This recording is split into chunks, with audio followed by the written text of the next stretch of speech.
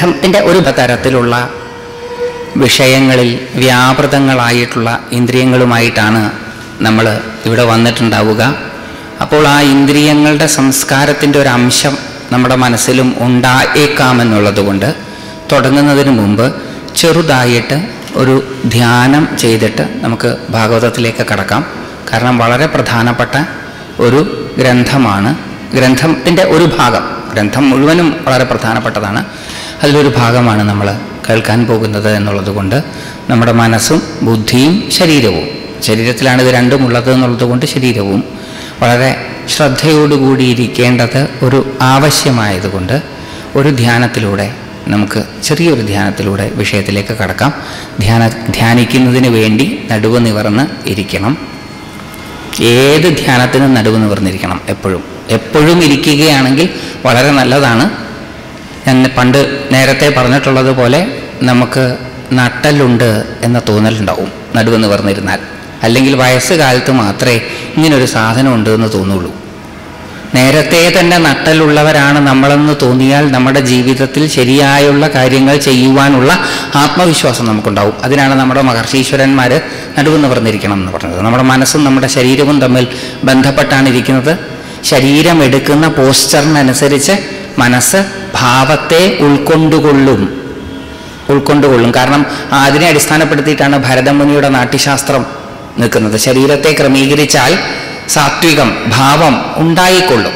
അതുകൊണ്ട് നടുവ് നിവർന്ന്, പ്രത്യേകിച്ചൊന്നും കാണാനില്ലാത്തത് കൊണ്ട്, കേൾക്കാനില്ലാത്തത് കൊണ്ട് കാതടയ്ക്കാൻ പറ്റില്ല, പക്ഷെ കാണാനില്ലാത്തത് കൊണ്ട് കണ്ണുകൾ അടച്ച് നമ്മുടെ ശ്രദ്ധ ഹൃദയപത്മ കർണികാമധ്യത്തിങ്കിലേക്ക് കൊണ്ടുവരിക. ഹൃദയപത്മം എന്ന് പറയുന്നത് രണ്ട് സ്ഥലങ്ങളുടെയും നടുക്ക് പുറകിലോട്ട് മാറി. ഹൃദയപത്മ കർണികാമധ്യത്തിങ്കൽ നമ്മുടെ ശ്രദ്ധ കൊണ്ടുവരുന്നതിന് വേണ്ടി 3 പ്രാവശ്യം ദീർഘമായി നിശ്ചലമായി നിശബ്ദമായി ശ്വാസോച്ഛ്വാസം ചെയ്യുക. 3 പ്രാവശ്യം ദീർഘമായി നിശ്ചലമായി നിശബ്ദമായി, അതായത് ശരീരം ഇളകാതെ വലിയ ശബ്ദമൊന്നും ഉണ്ടാക്കാതെ ദീർഘമായിട്ട് 3 പ്രാവശ്യം ശ്വാസോച്ഛ്വാസം ചെയ്ത് ശ്രദ്ധ ഹൃദയപത്മ കർണികാമധ്യത്തിങ്കലേക്ക് കൊണ്ടുവരിക. ഹൃദയപത്മ കർണികാമധ്യത്തിങ്കൽ ആരൂഢനായി നിൽക്കുന്ന ശ്രീമൻ നാരായണനെ, ചതുർബാഹുസ്വരൂപനായ സർവാഭരണ വിഭൂഷിതനായ ചന്ദന ചർച്ചിത കളേബരനായ മഞ്ഞപ്പട്ടുടുത്ത് നിൽക്കുന്ന സാക്ഷാൽ ശ്രീമൻ നാരായണനെ, ശംഖചക്രം ഗദാ പത്മം കൗസ്തുഭം ഇവയൊക്കെ അണിഞ്ഞ് മകരകുണ്ടലങ്ങളോടുകൂടി നിൽക്കുന്ന സാക്ഷാൽ ശ്രീമൻ നാരായണനെ നമ്മുടെ ഹൃദയപത്മ കർണികാമധ്യത്തിങ്കൽ നമുക്ക് അഭിമുഖമായിട്ട് നിൽക്കുന്നതായിട്ട് കാണുക. കാണാൻ പറ്റിയില്ലെങ്കിൽ കാണാൻ ശ്രമിച്ചാലും മതി. ചിന്തിക്കുകയല്ല വേണ്ടത്, കാണുകയോ കാണാൻ ശ്രമിക്കുകയോ ആണ് വേണ്ടത്. ഭഗവാന്റെ പാദപത്മങ്ങളെ മനസ്സിൽ കാണുക. മനോഹരമായ ഭഗവാന്റെ പാദപത്മങ്ങളെ, യോഗികളുടെ ഹൃദയത്തിൽ മാത്രം തെളിഞ്ഞു വരുന്ന, യോഗികൾക്ക് പോലും അല്പതപസ്സുകൊണ്ട് അപ്രാപ്യമായ ഭഗവാന്റെ പാദപത്മങ്ങളെ,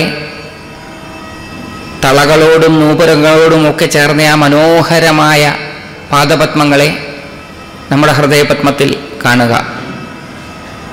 ശ്രദ്ധ അവിടുന്ന് പതുക്കെ മുകളിലേക്ക് കൊണ്ടുവരിക.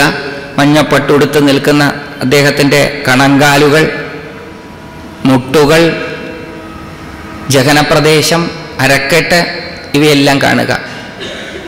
അദ്ദേഹത്തിൻ്റെ നാഭി, അദ്ദേഹത്തിൻ്റെ വക്ഷസ്, വനമാല ചാർത്തി നിൽക്കുന്ന, നമുക്കിഷ്ടമുള്ള സകല ഹാരങ്ങളും അണിഞ്ഞു നിൽക്കുന്ന ഭഗവാന്റെ കഴുത്ത്,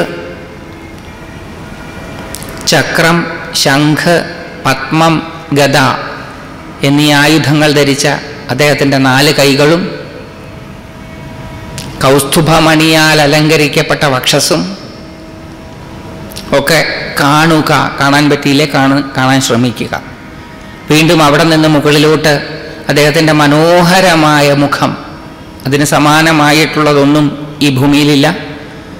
മകരകുണ്ടലങ്ങൾ അണിഞ്ഞ കാതുകളും മനോഹരമായ ഒരു ചിരി തത്തിക്കളിക്കുന്ന ചുണ്ടുകളും മനോഹരങ്ങളായ മൂക്കും അരവിന്ദാക്ഷൻ താമരദളങ്ങൾ പോലെയുള്ള ലോചനങ്ങളോടുകൂടിയവനും നെറ്റിലെ കർപ്പൂരം ചാലിച്ച ചന്ദനം ചാർത്തി നിൽക്കുന്നവരും മനോഹരങ്ങളായ രത്നങ്ങൾ കൊണ്ടുണ്ടാക്കിയ കിരീടം ശിരസിൽ അണിഞ്ഞു നിൽക്കുന്നതിനുമായ ശ്രീമന്നാരായണനെ ആപാദമസ്തകം മനസ്സിൽ കൺകുളിർക്കെ കണ്ടുകൊണ്ട് ഒരു സെക്കൻഡ് നിൽക്കുക.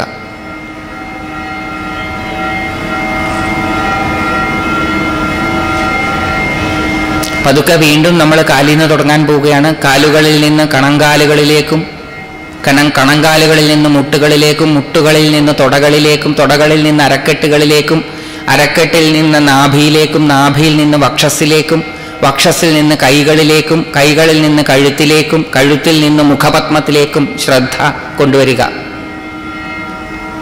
മുഖം മാത്രമായിട്ട് മനസ്സിൽ നിർത്തുക. ബാക്കിയുള്ളതൊന്നും ഇപ്പോൾ കാണാൻ പറ്റുന്നില്ല. മനോഹരമായ ആ മുഖം മാത്രം, ഭഗവാന്റെ ചാരുവക്ത്രം മാത്രം നമ്മുടെ മനോമുകുരത്തിൽ നമുക്ക് കാണാൻ സാധിക്കുന്നു. മനോഹരമായ ചിരി പൊഴിച്ചുകൊണ്ട് നിൽക്കുന്ന ഭഗവത് മുഖപങ്കജം. പതുക്കെ ശ്രദ്ധ ആ ചിരിയിലേക്ക് കൊണ്ടുവരിക.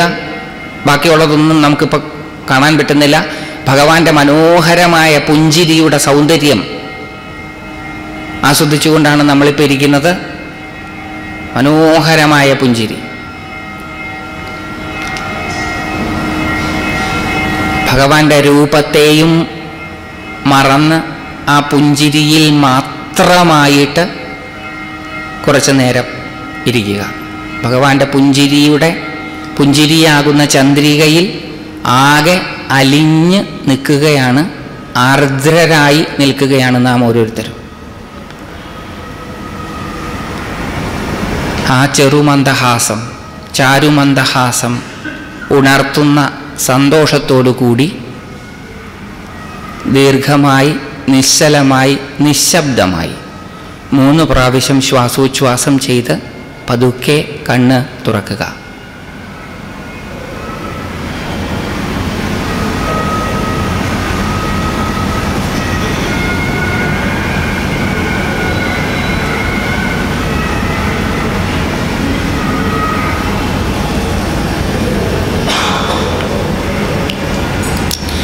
ഈ ധ്യാനം 11-ാം സ്കന്ധത്തിൽ ധ്യാനയോഗത്തിൽ പറയുന്ന ധ്യാനമാണ്. സംക്ഷിപ്തമായിട്ട് ഇന്ന് സമയം നമുക്ക് ആദ്യത്തെ ദിവസമായതുകൊണ്ട് ചെറുതായിട്ട് ചെയ്തതാണ്. വരുന്ന ദിവസങ്ങളിൽ നമുക്കിത് കുറച്ചും കൂടി വിപുലമായിട്ട്, കുറച്ചും കൂടി ഭാവനയൊക്കെ ചേർത്ത് നമുക്ക് കുറച്ചും കൂടി സമയമെടുത്ത് ചെയ്യാവുന്നതാണ്. ഇന്ന് ആദ്യത്തെ ദിവസമായതുകൊണ്ട് ചെറുതായിട്ട്, കാരണം പെട്ടെന്ന് അങ്ങ് തുടങ്ങാൻ പറ്റില്ല. ശനൈ കൈലാസ പദദർശനം എന്നാണ്. പതുക്കെ കൈലാസത്തിൻ്റെ കൊടിമുടികൾ കയറാൻ പാടുള്ളൂ, അല്ലെങ്കിൽ ശ്വാസം മുട്ടിപ്പോവും. അപ്പോൾ പതുക്കെ വേണം ആ ജ്ഞാനത്തിൻ്റെ സോപാനങ്ങളിലേക്ക് കയറാൻ. അതുകൊണ്ട് പതുക്കെയാണ് നമ്മൾ ഈ ധ്യാനങ്ങളൊക്കെ ശീലിക്കേണ്ടത്. ഒന്ന് പരിചയപ്പെടുക, പിന്നെ കുറച്ചും കൂടെ അടുത്തറിയുക, പിന്നെ അതിൽ ആഴത്തിലേക്ക് ഇറങ്ങി ചെല്ലുക. അങ്ങനെയാണ് ധ്യാനത്തിൻ്റെ രീതി. അപ്പോൾ ചെറിയൊരു രീതിയിൽ നമ്മൾ ധ്യാനം തുടങ്ങി. ഇപ്പം നമ്മുടെ മനസ്സും ശരീരവും ഇന്ദ്രിയങ്ങളും ബുദ്ധിയും ഒക്കെ കുറച്ച് ഏകാഗ്രം ആയിട്ടുണ്ടാകും. പക്ഷെ ശീലം അതല്ലാത്തത് കൊണ്ടുള്ള ബുദ്ധിമുട്ടുകൾ നമുക്കുണ്ടാകും. പക്ഷെ എന്നാലും അത് കുറച്ച് ഏകാഗ്രമായിട്ടുണ്ടാകും. നമ്മൾ